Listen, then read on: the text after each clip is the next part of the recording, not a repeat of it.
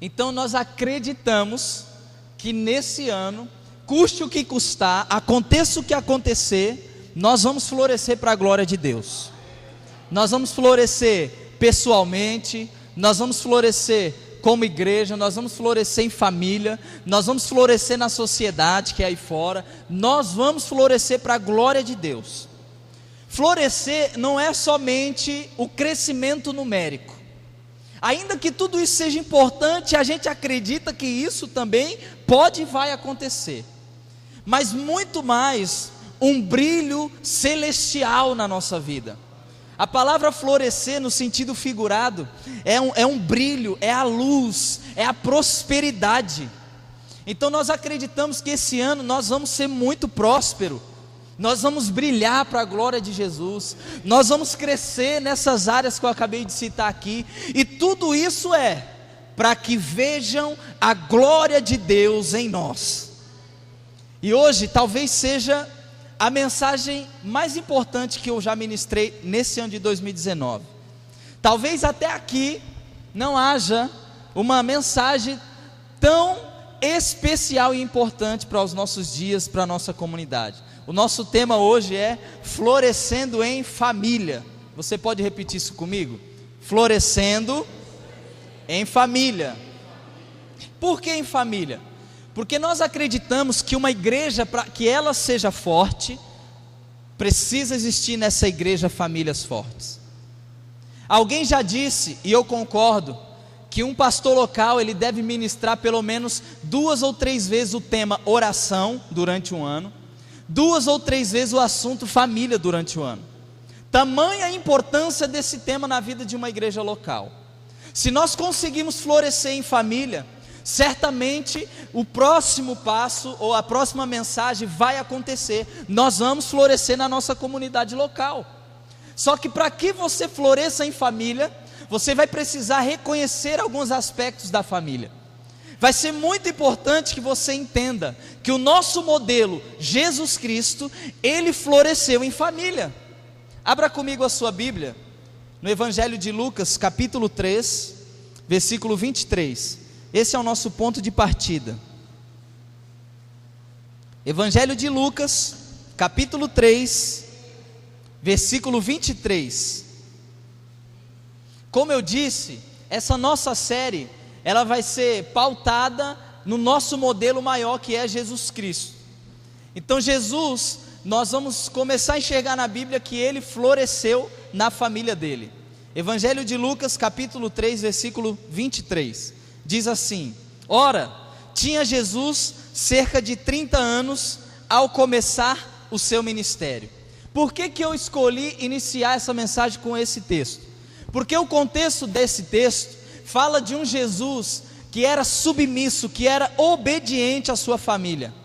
Jesus, ele não iniciou o ministério dele até que ele cumprisse seus 30 anos, a sua maioridade naquela época.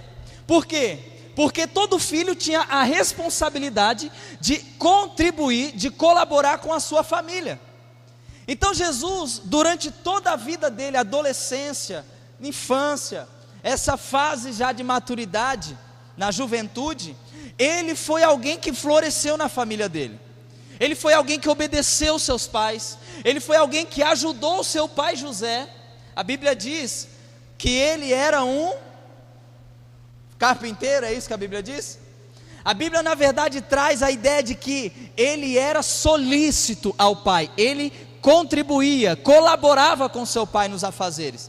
E a história diz então que José era alguém carpinteiro. Alguns questionam, trazem uma ideia de pedreiro ou de um mestre de obra que fazia de tudo um pouco.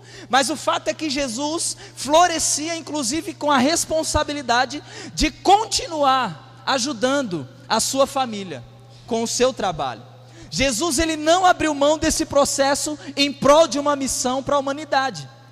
Jesus como modelo para nós precisamos enxergar que ele esperou o processo da família, para que a partir de então ele fluísse no seu propósito. Existe um texto, que é o Evangelho de João, capítulo 19, versículo 26 e 27, que traz o Jesus na cruz, transferindo a responsabilidade do cuidado da sua mãe para o seu discípulo João.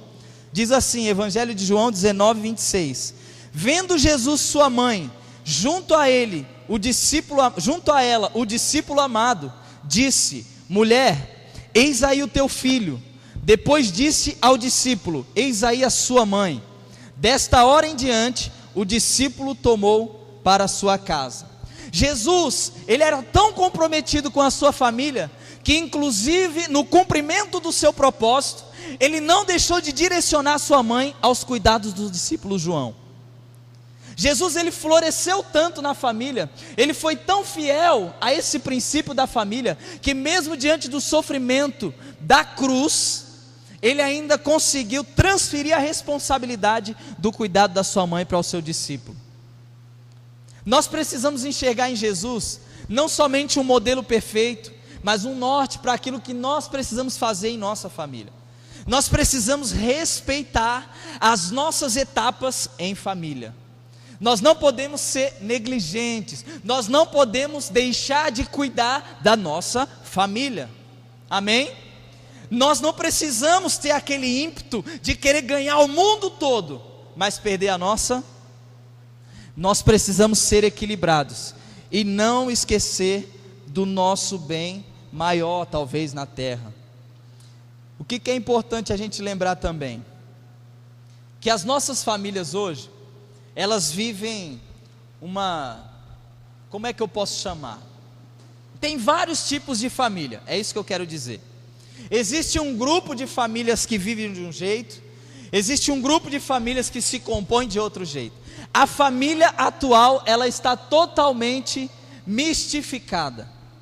Olha esse texto comigo, se você for rápido de endereço, Provérbios 24, versículo 3. Com sabedoria se constrói uma casa, e com inteligência ela se consolida.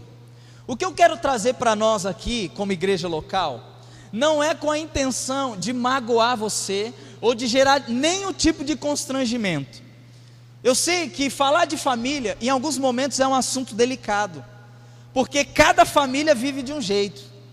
Mas eu quero que você se atente para aquilo que Deus vai falar ao seu coração, porque se existem vários tipos de família, ou maneiras de desenvolver essa família, nós precisamos crer que Deus age a partir das realidades.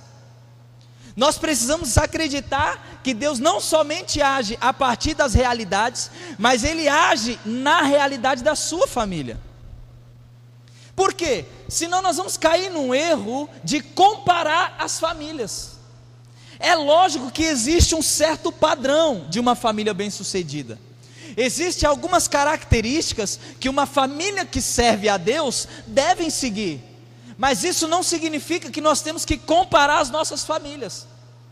Por quê? Porque Deus é um Deus que age a partir da sua realidade. Deus é um Deus que age a partir do seu momento em família, da sua vida em família. Se nós não acreditarmos que Deus age a partir da nossa realidade, nós vamos ter que acreditar que em alguns momentos existem famílias que para elas não tem mais jeito. Alguém está entendendo isso aqui? Se nós não acreditamos que Deus age a partir da realidade de tal família, em algum momento nós vamos ter que acreditar que existem famílias que não tem mais jeito.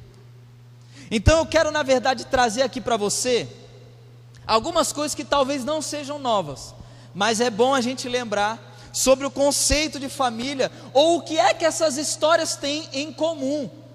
Por exemplo, o Cláudio veio do interior do Rio de Janeiro, Itaperuna. Ele teve uma criação, a família dele era de uma maneira. O Luiz, que é aqui do sertão do Pernambuco, em Rancharia, ele teve uma outra criação, a partir da família dele. A dona Francisca, ela teve uma criação, a Rafaela teve uma criação. Então o que é importante a gente entender?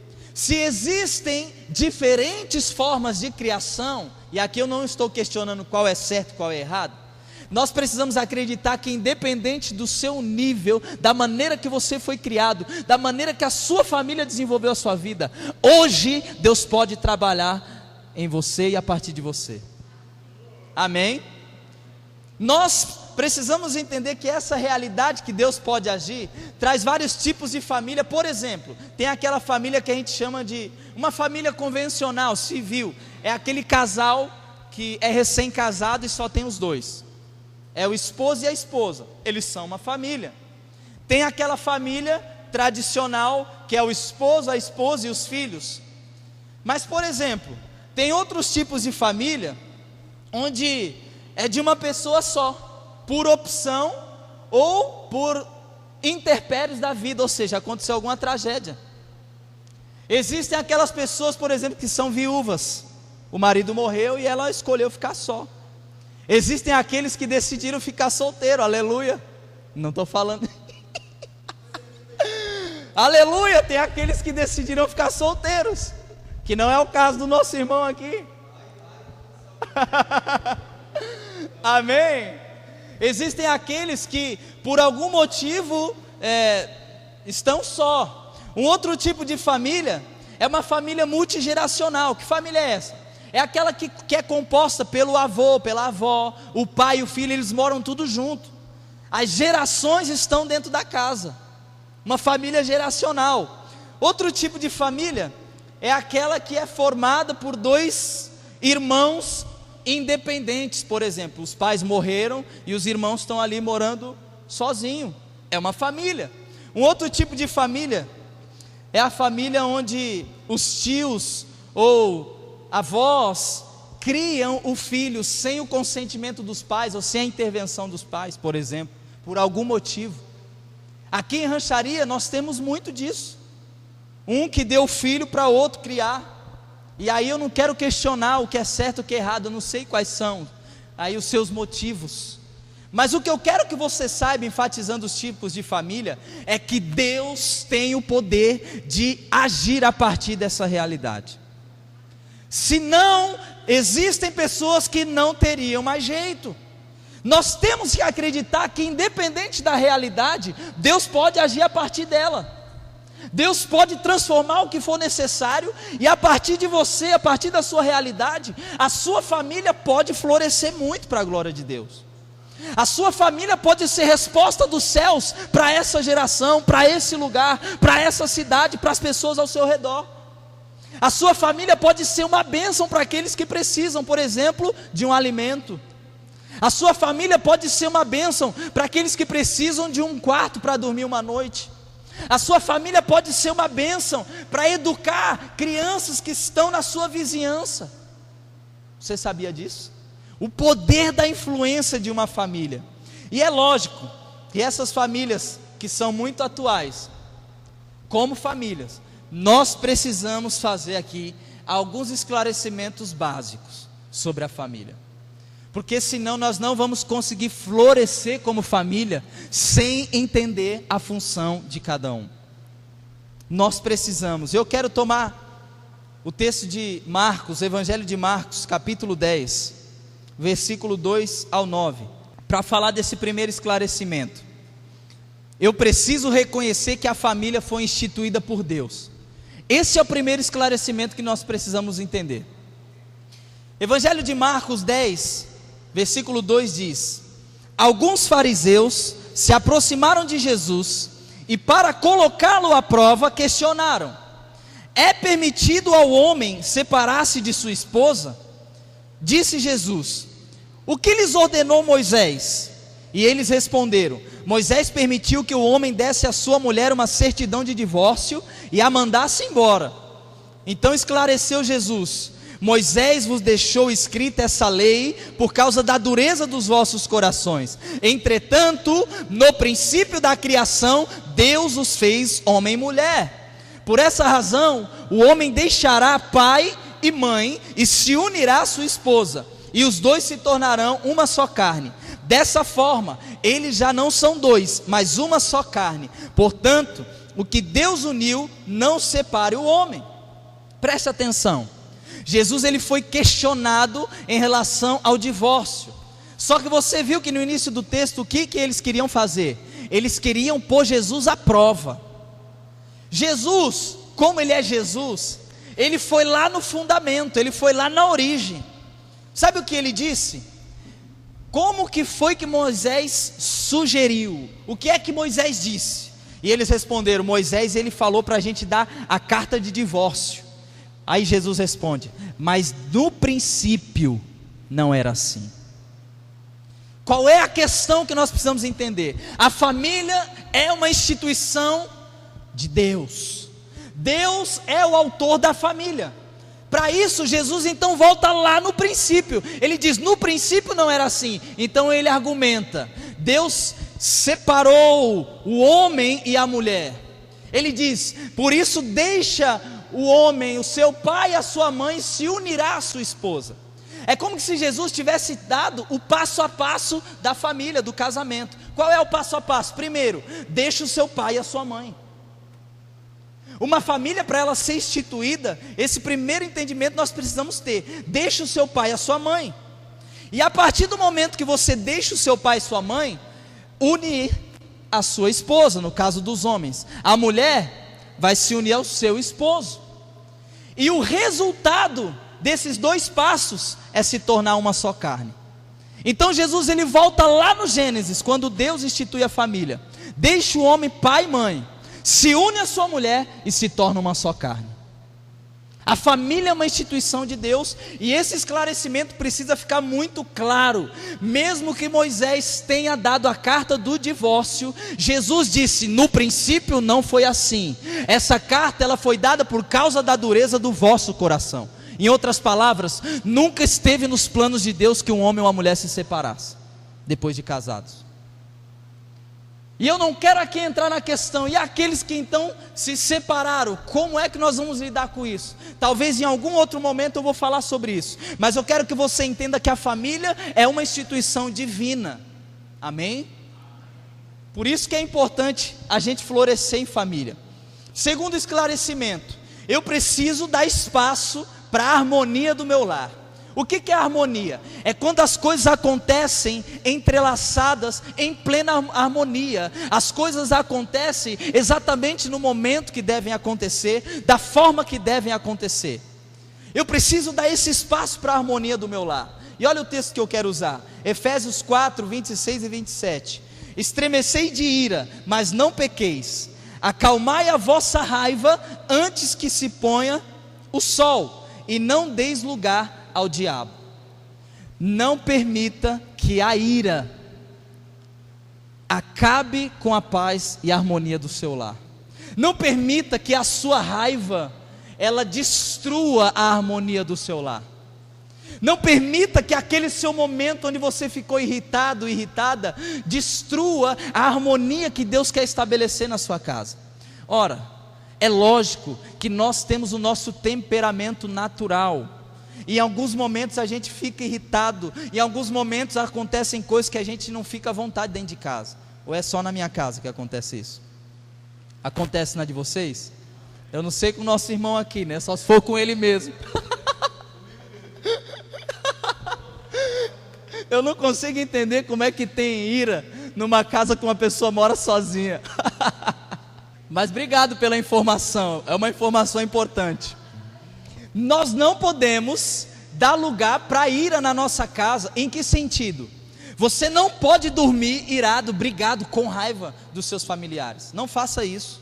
Não deixe que o sol se ponha sobre a sua ira, sobre a sua raiva. Lá em casa, em alguns momentos que a gente precisa desse tempo, a gente fica olhando: meu Deus, é 11h30, eu preciso ajustar isso aqui. Vai virar o dia. Então o que é importante a gente entender e ter esse esclarecimento? Dê espaço para a harmonia no seu lar. Dê espaço para que as coisas aconteçam na sua casa da maneira que deve acontecer. Tome consentimento de qual é o seu lugar.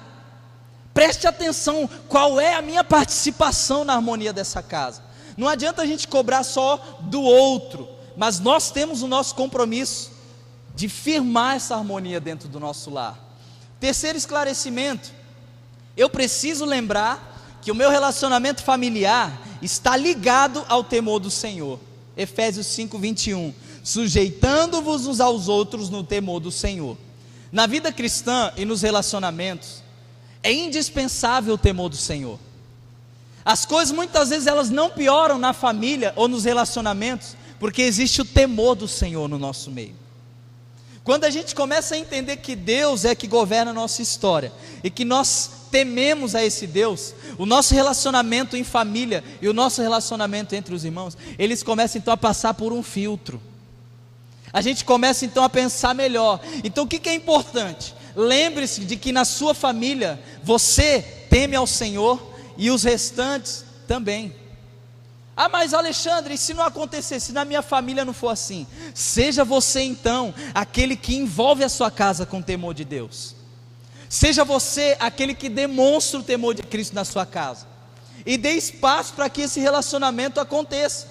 Porque na vida cristã e nos relacionamentos, a gente só consegue desenvolver de uma maneira ideal se o temor de Cristo estiver arraigado. Ele precisa estar muito firmado dentro de nós. E o que é esse temor? O temor, nós estamos falando de medo, nós estamos falando de uma reverência a Deus, do respeito a Deus. Nós estamos falando assim: eu amo a Deus, eu respeito a Deus, eu reverencio tanto a Deus, que eu vou dar espaço para a minha família viver em harmonia, para que as coisas na minha casa funcionem da maneira que deveria, e assim você propaga esse temor. O quarto esclarecimento: é necessária a ação do Senhor, para que cada um exerça a sua função. Efésios 5, do 21 ao capítulo 6, versículo 4, ele traz para nós, o apóstolo Paulo traz para nós, as funções de uma família. E eu gosto desse texto, ainda que em alguns momentos eu fique tão preso nele, mas eu vou citar aqui para que você entenda qual é a sua função na sua família. Esposas, Efésios 5, 24, assim como a igreja está sujeita a Cristo, de igual modo as esposas estejam em tudo sujeitas aos seus próprios maridos. E é lógico que essa sujeição não é uma submissão cega. Aqui nós não estamos dizendo, e a Bíblia não está dizendo, que a esposa deve se submeter ao marido de uma maneira cega. Não está dizendo que é o marido quem manda na esposa e ponto final. O que a Bíblia está dizendo é que a esposa, ela deve se submeter em alegria, em amor, no temor de Cristo também. Essa submissão, na verdade, é colocar o marido na posição dele também. Porque existem esposos que em muitos momentos querem tomar o lugar dos seus maridos. Mas a ideia bíblica para a esposa é: se submeta, respeite o seu marido, assim como a igreja se submete a Cristo. A posição dos maridos, Efésios 5, 25. Maridos, cada um de vós amai a vossa esposa, assim como Cristo amou a sua igreja e sacrificou-se por ela. Desta feita, os maridos então devem amar a esposa. Como? Como Cristo amou a igreja. De que maneira? A ponto de se sacrificar. Eu costumo dizer que para o marido o negócio é mais embaixo. A esposa, ela se submete, respeita, ok, mas agora você amar a ponto de dar a vida como Cristo fez, se a Bíblia fala, é porque é possível. Eu não acredito que a Bíblia vai pedir alguma coisa de mim e de você que não fosse possível. Nós, maridos, nós precisamos entender que amar nossas esposas não tem a ver com sentimento, tem a ver com decisão. Amar as nossas esposas não é aí é porque ela é boa nisso, então eu gosto dela. Não, é um amor sacrificial, a ponto de dar a vida pela esposa. Amém? E eu estou me esforçando por isso, em nome de Jesus. Filhos, Efésios 6:1. Obedecei os vossos pais no Senhor, porquanto isso é justo. Honra o teu pai e a tua mãe. Este é o primeiro mandamento com promessa, para que vivas bem e tenhas vida longa sobre a terra. Os filhos, obedeçam os seus pais. Obedeça os seus pais. Muitas vezes a gente fica: não, mas o meu pai não sabe disso, o meu pai não sabe daquilo. Filhos, obedeçam, porque é melhor obedecer do que sacrificar. Existe uma frase que eu gosto muito: quem obedece nunca erra. Quem obedece nunca erra. Filhos, obedeça os seus pais. Quer viver muito? Obedeça os seus pais. Se você é esposo, se você é pai, mas se você ainda é filho, você também precisa praticar o princípio como filho. Amém? E para os pais, Efésios 6:4. E vós, pais, não provoqueis a ira dos vossos filhos, mas educai-os de acordo com a disciplina e o conselho do Senhor. Pais, tenham sabedoria para criar os seus filhos. Tenham sabedoria para lidar com os seus filhos. A Bíblia diz: não provoque a ira do seu filho. Sabe como é que você provoca a ira do seu filho? Você provoca a ira do seu filho quando você cobra dele uma coisa que você não faz. Você provoca a ira do seu filho quando você pede que ele seja ou faça algo que você não é modelo, que você não é exemplo para isso. Você não provoca a ira do seu filho só quando você briga com ele e chama atenção de uma forma errada ou enganosa, porque a disciplina, ela está dentro da educação. Mas você provoca a ira do seu filho quando você deixa de ser a mãe e o pai que você deveria ser. Você provoca a ira do seu filho quando você deixa de educá-lo nos caminhos do Senhor. Sabe o que é interessante? Essa ideia de ira, muitas vezes a gente só acha que é quando a gente provoca ou fica enchendo o saco dos nossos filhos. Isso também. Mas o que é importante a gente entender? Que se eu tenho um filho e eu cobro dele uma coisa que eu não faço, você acha que ele vai fazer isso com alegria, ainda que ele faça por obediência? Vai chegar um momento que esse tempo acaba, e você não mais vai ser o modelo para o seu filho. Existe um momento que os filhos, eles pegam, criam asas e voam. Não provoque a ira do seu filho. Eu quero concluir com Provérbios 24:3. Foi o texto que nós utilizamos há pouco. Com sabedoria se constrói uma casa, e com inteligência ela se consolida. A palavra construir nesse provérbio, ela traz uma ideia de estabelecer uma família, um processo de edificação, de construir a sua casa, e casa no sentido de família. Essa palavra casa, ela está associada a membros dessa família, a membros dessa casa. O que o provérbio está querendo nos ensinar? Nós vamos com sabedoria construir, edificar uma família, e nós com inteligência nós vamos consolidar. Nós precisamos de sabedoria nesses últimos dias. Nós precisamos de sabedoria. Por quê? Porque a família é um processo de construção. A família, ela não vem pronta, a família, ela se constrói. Nós precisamos de sabedoria, não é só para ter uma família bem sucedida, boazinha. Nós precisamos de sabedoria para que a gente viva também com inteligência e consolide a família. O que é uma família consolidada? Uma família consolidada é uma família que cumpre o seu propósito. Uma família consolidada é aquela família que de alguma maneira cumpre a sua missão na terra. Deus é o Deus de Abraão, de Isaac e de Jacó. Deus é um Deus geracional. Deus é um Deus de família. As promessas que Deus tem na sua vida, elas não excluem a sua família. A sua família, em algum momento, ela vai fazer parte dessas promessas. Em algum momento a sua família está ligada dentro daquilo que Deus falou contigo.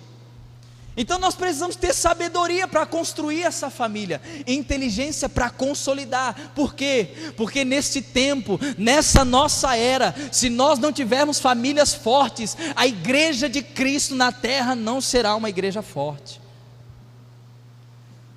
Com sabedoria nós construímos, com inteligência nós mantemos. Sabe por quê? Porque quando a gente casa, aquele período de festa é muito bom. A lua de mel, então, aleluia, oh glória. Mas daqui um pouco chega as contas para pagar. Daqui um pouco o bujão de gás acaba no domingo, na hora do almoço. Daqui um pouco você precisa comprar algo que você não tem, e você vai precisar de muita inteligência para que a sua família continue num nível equilibrado. Você vai precisar desenvolver essa inteligência. Agora, por que grande parte dos casamentos ou das famílias não dão certo? Por quê? Na nossa cultura consumista, não presta, joga fora, compra algo novo. O eletrodoméstico pifou, ou está só chiando a televisão, joga no mato e compra outra. O micro-ondas está começando a dar problema, não manda mais arrumar, joga no mato, compra outro. O carro começou a dar problema, passa, compra outro. Por quê? Porque a nossa cultura é consumista. Não está bom, joga no mato. Sabe o que estão fazendo com as famílias e com os casamentos? Não estão bom? Joga no mato. Nós não podemos aceitar isso como igreja de Cristo.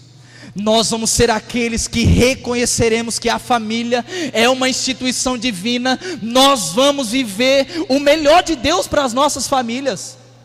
Agora, por que as famílias acabam, os casamentos acabam? Uma das respostas: porque ninguém treina para casar. Por que a gente não se atenta mais para isso? Por que a gente não procura, você que é solteiro, procura avaliar bem onde é que você vai entrar? No termo mais popular, preste atenção onde é que você vai amarrar o seu jegue. Preste atenção, treine para casar. Comece a avaliar quem são os casais, quais são as famílias que inspiram você, que te levam para perto de Deus, que vivem os sonhos de Deus.